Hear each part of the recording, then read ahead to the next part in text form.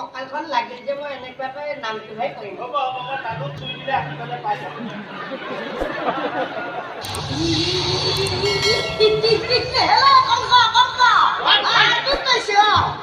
যিজনী মৰমৰ ভনীয়েৰক নিজ স্কৰ্পিঅ' ড্ৰাইভ কৰি থৈ অহা সপোন দেখিছ সেইজনী ভনীয়েৰৰ অষ্টম সন্তানে তোক এদিন গাড়ীৰে চুটি মাৰিব। ইঞ্চুৰেঞ্চ ক্লেইম কৰিও তাত নাপাবি মহাজে বাটৰ মেকুৰী পাছত গাড়ী চাপি মাৰি দিয়ে আপোনাৰ মিছা মিছা নহয়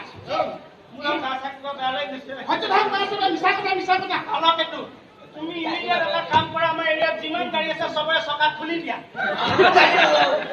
আৰু মই ক'বলৈ ওলাবলগীয়া হ'লে কেনেকৈ যাম আপুনি মহাৰাজ অসম বন্ধৰ চকাবলৈ লওক তথাপি মোৰ গাটো বেয়া লাগিছে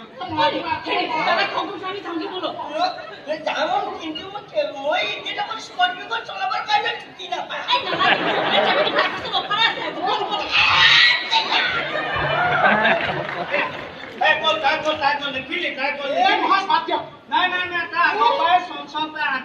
জন্ম দিব মই কৈছো